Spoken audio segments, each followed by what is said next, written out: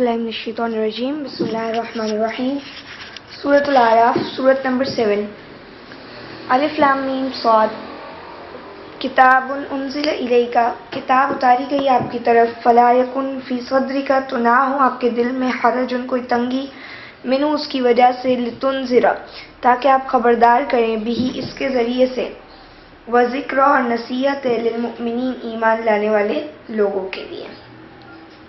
اچھا یہاں سے یہ آراف جو سٹارٹ ہوئی ہے سورہ، تو آراف جو ہے اس کا معنی ہوتا ہے پہچان، عرف کہتے ہیں پہچاننے کو، اور یہاں پہ ہم پڑھیں گے کہ جنتی، جہنمی اور آراف والے۔ تو آراف والے کون ہیں؟ جن کو ان کی پیشانیوں سے پہچان لیا جائے گا، اور ان کی پہچان یہی ہے کہ یعنی کہ وہ جہنم میں بھی نہیں جا رہے اور یہ کہ اس وقت تک جنت میں بھی نہیں گئے۔ تو خیر اس کے بارے میں آپ تذکرہ پڑھیں گے۔ اچھا جی، تو یہاں پہ فرمایا کہ کتاب اتاری گئی ہے آپ صلی اللہ علیہ وسلم کی طرف، تو اب آپ جو ہے نا وہ تنگی میں نہ پڑیں، آپ کے دل میں جو ہے وہ حرج نہیں ہونا چاہیے، کوئی مشکل نہیں ہونی چاہیے۔ جیسے کہ اللہ تعالیٰ نے فرمایا کہ جب وضو آپ کر رہے ہو تو وضو کا جو حکم دیا ہے، تو اللہ کہتے ہیں یہ نماز، یہ وضو کا حکم میں نے اس لیے نہیں دیا کہ تم تنگی میں پڑ جاؤ، لیکن اللہ تو تمہارے لیے آسانی چاہتا ہے۔ تو بس یہی بات یہاں پہ بھی ہے، کہتے ہیں کہ کوئی تنگی کرنے کے لیے اللہ نے نہیں بھیجا ہے قرآن، بلکہ آسانی کے لیے بھیجا ہے۔ اور اگر آپ دیکھیں اس چیز کو سورۃ طٰہٰ میں بھی اللہ تعالیٰ نے فرمایا کہ ما انزلنا علیک القرآن لتشقی، ہم نے آپ کے اوپر قرآن اس لیے نہیں اتارا کہ آپ مشقت میں پڑ جائیں، بلکہ اگر ہم دیکھتے ہیں سورہ الم نشرح جو بیان کی جاتی ہے، تو اس کے اندر اللہ تعالیٰ فرماتے ہیں کہ ہم نے آپ کے لیے کہ آپ کا سینہ نہیں کھول دیا، اور ہم نے آپ سے آپ کا بوجھ اتار دیا، وہ جس نے آپ کی کمر توڑ دی تھی۔ تو وہ بوجھ کون سا تھا؟ ظاہر ہے ایمان اور ہدایت پہ جب بندہ نہیں ہوتا، اس کو جب صحیح راستہ نہیں پتا ہوتا، تو وہ بوجھ بنا ہوا ہوتا ہے اس کے لیے دماغی طور پر ہر طریقے سے۔ تو یہاں پہ جو بیان کی گئی ہے بات کہ آپ جو ہے وہ آپ کے دل میں حرج نہ ہو اس کی وجہ سے، اس وحی کی وجہ سے، اور یہ اتاری اس لیے گئی ہے تاکہ آپ خبردار کر دیں اس کے ساتھ، یعنی اصل کام کیا ہے؟ اس کو آگے پہنچانا، اس کے ذریعے سے وارننگ دینی، اور یہ نصیحت ہے ایمان والے لوگوں کے لیے۔ آیت نمبر 3 اتبعوا، تم سب پیروی کرو ما انزل الیکم، جو اتارا گیا ہے تمہاری رب کی طرف، تمہاری طرف من ربکم، تمہاری رب کی طرف سے، ولا تتبعوا، اور مت تم پیروی کرو من دونہ، اس کے علاوہ کی، اولیاء، اس کے علاوہ سرپرستوں کے تم پیروی مت کرنا، قلیلاً، بہت کم ہے، ما تذکرون، جو تم نصیحت قبول کرتے ہو۔ کہہ رہے ہیں کہ پیروی کرو جو اتارا گیا تم سب کی طرف، تمہارے رب کی طرف سے۔ اب ہم سب کی طرف اتارا گیا، یعنی پوری دنیا والوں کی طرف اتارا جو گیا ہے قرآن، تو اس کی سب کو پیروی کرنی ہے، اور اس اللہ کو چھوڑ کر کوئی اور ولی، کوئی دوست، کوئی سہارے ہمارے نہیں بننے چاہیے۔ جب میں اور آپ نے مان لی ہے اس کو ہدایت، تو پھر اب آگے جو ہے وہ کوئی اور سیکنڈ تھاٹ نہیں ہو، ہم نے اپنا سرپرست اللہ کو بنانا ہے۔ اور اللہ فرما رہے لیکن کم ہی لوگ ہیں جو اس بات سے نصیحت قبول کرتے، مطلب زیادہ تر لوگ نہیں سمجھتے اس بات کو کہ اللہ ہی ولی ہیں، اور یہ قرآن جو ہے نا وہ بندے اور اللہ کے درمیان ایک رشتہ ہے، اور یہ کہ ہماری پرابلم سالو کرنے آئے۔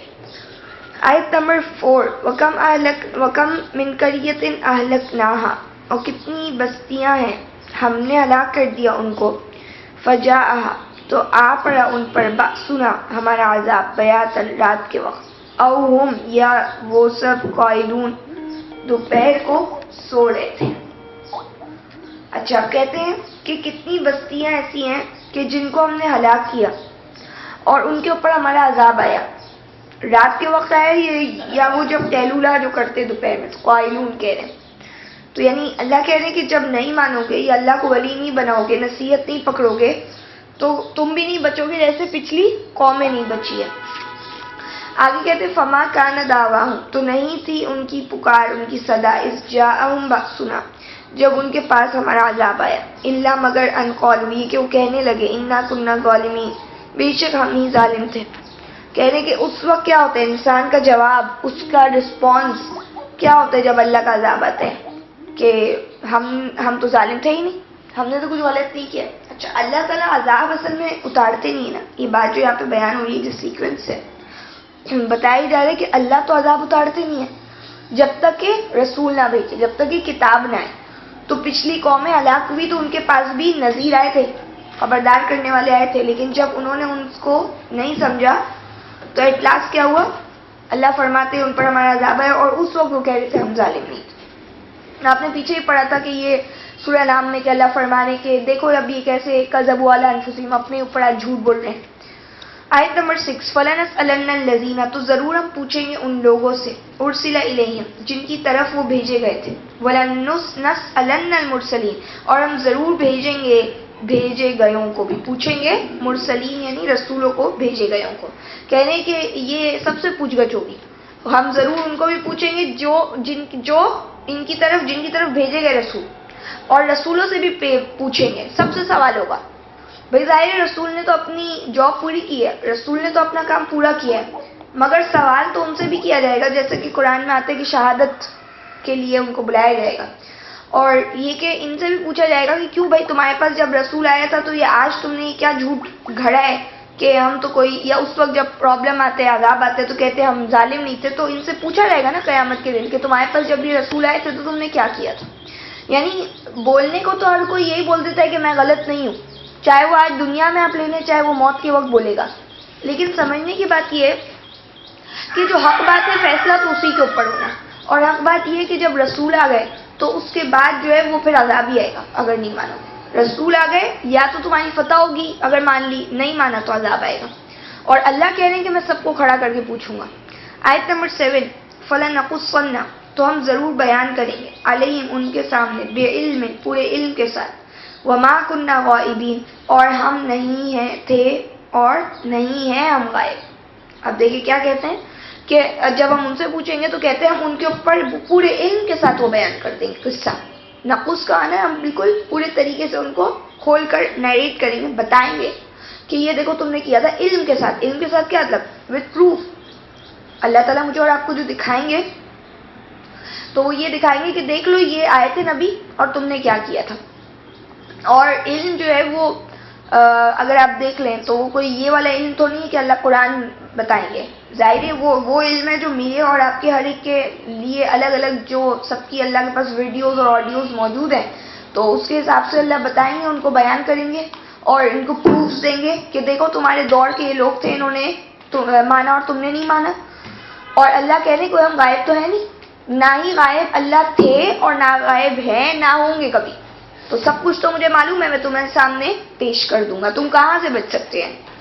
آیت نمبر 8 وَالْوَزْنُ يَوْمَئِذٍ الْحَقُّ اور وزن اس دن حق کا ہوگا، سچ ہوگا.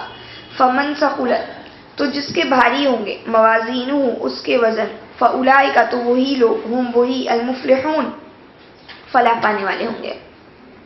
کہتے ہیں کہ وزن جو ہے نا اس دن وہ سچ کا ہوگا، سچائی کے ساتھ وزن ہوگا. یعنی یہ ظاہر ہے قیامت کا دن ہے.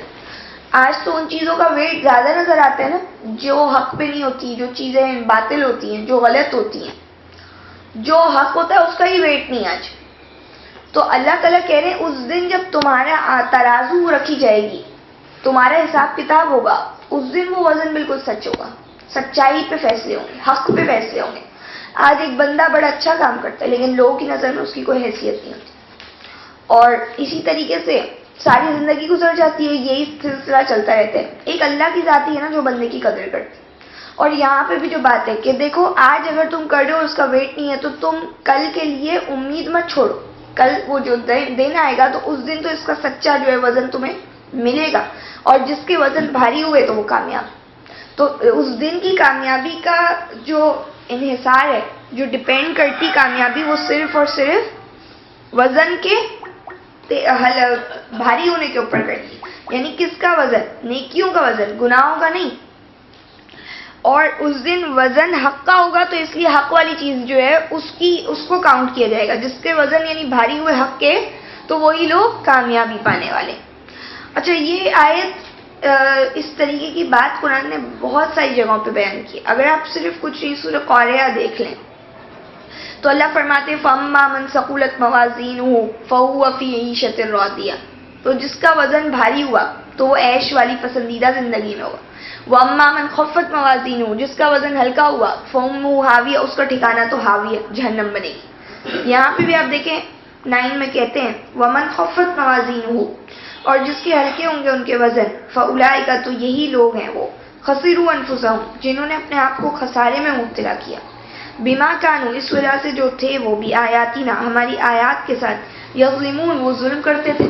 اب کیا کہتے ہیں کہ جس کا وزن ہلکے ہوں گے تو یہ وہ لوگ ہیں جنہوں نے اپنے آپ کو گھاٹے میں رکھا، اس وجہ سے جو ہماری آیتوں کے اوپر وہ ظلم کرتے رہے، یعنی ان کا وزن جو ہلکا تھا وہ کس کا تھا؟ وہ نیکیوں کا وزن ہلکا تھا، اور اس لیے انہوں نے گھاٹا پائے۔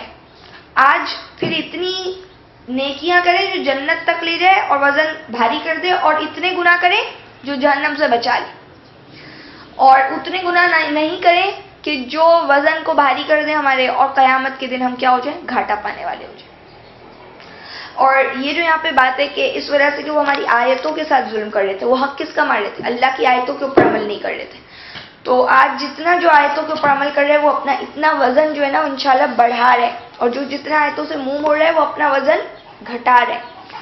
اچھا جی، آیت نمبر 10، وَلَقَدْ مَكَّنَّاكُمْ، اور البتہ یقیناً ہم نے تم کو مکن، ٹھکانہ دیا، فی الارض، زمین، وَجَعَلْنَا لَكُمْ فِيهَا مَعَائِشَ، اور ہم نے بنائی تمہارے لیے زمین میں سامان زیست، یعنی رہنے کا سامان، رہائش، قلیلا، بہت کم ہے، ما تشکرون، جو تم شکر کرتے ہو۔ کہتے ہیں ہم نے تم کو تمکن دیا، تم کو ٹھکانہ دیا ہے، کدھر؟ زمین میں۔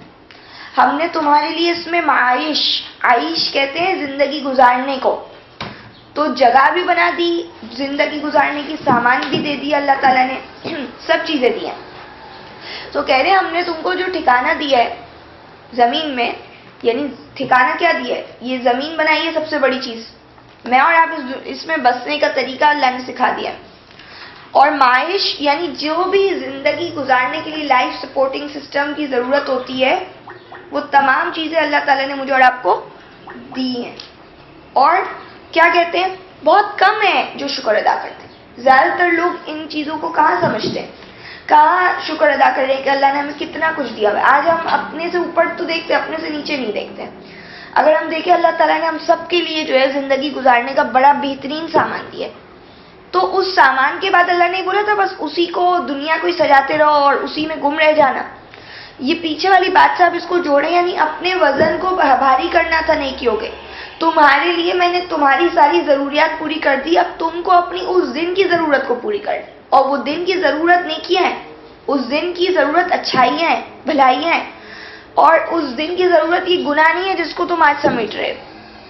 تو اگر تم نے اس حقیقت کو سمجھ لیا تو تم شکر کرنے والے ہو، لیکن زیادہ تر کیا کریں؟ شکر نہیں ادا کریں۔ ان کو سمجھ ہی نہیں آ رہی کہ اصل میں اللہ نے مجھے اور آپ کو دنیا میں کیوں بھیجا ہے، اور اس کے لیے جو چیزیں دی ہوئی ہے اس کو صحیح طور سے اللہ کے راستے میں کیسے لگایا جائے تاکہ اس کا صحیح معنوں میں شکر ادا ہو۔ آیت نمبر 11، وَلَقَدْ خَلَقْنَاكُمْ، اور البتہ یقیناً ہم نے تم سب کو پیدا کیا، ثُمَّ صَوَّرْنَاكُمْ، پھر ہم نے تم سب کی صورتیں بنائی، ثُمَّ قُلْنَا، پھر ہم نے کہا للملائکہ، فرشتوں کے لیے، اسجدوا، سجدہ کرو سب، لآدم، آدم کو، فسجدوا، تو سب نے سجدہ کیا، الا ابلیس، سوائے ابلیس کے، لم یکن من الساجدین، نہ ہوا وہ من الساجدین، سجدہ کرنے والوں میں سے۔ اب فرماتے ہیں کہ ہم نے تم سب کو پیدا کیا، پھر تم سب کی صورتیں بنائی، پھر ہم نے فرشتوں سے کہا سجدہ کرو آدم کو۔ اگر آپ یہاں پہ غور کریں، آیت کم کہہ رہی ہے، کم یعنی جمع ہے، اللہ تعالیٰ مجھے آپ کو سب کو کہہ رہے ہیں ہم نے تم سب کو پیدا کیے، تم سب کی صورتیں بنائی ہیں، اور پھر ہم نے فرشتوں کو کہا سجدہ کرو، کس کو؟ آدم کو۔ سب نے سجدہ کیا سوائے ابلیس کے، وہ سجدہ کرنے والوں میں شامل نہیں ہوا۔ آپ غور سے اگر یہ آیت دوبارہ دیکھیں، بتایا تو یہاں پہ ایسا لگ رہا ہے، اس آیت کے پڑھنے سے بظاہر ایسا لگ رہا ہے کہ اللہ نے پہلے سب کو پیدا کیا، سب کی صورتیں بنائی، اور پھر فرشتوں سے کہا سجدہ کرو آدم کو، یعنی سارے آدم ہیں، سب کو سجدہ کرو، اور سب نے سجدہ کیا سوائے ابلیس کے۔ تو میں اور آپ کے سب کو سجدہ کیا کہ ابلیس نے؟ صحیح ہے۔ اچھا، اب یہ آیت جو ہے، یہ جو بیان کری سیکوینس کی جو بات آتی ہے، سما جو ورڈ آ رہے ہیں یہاں پہ بار بار،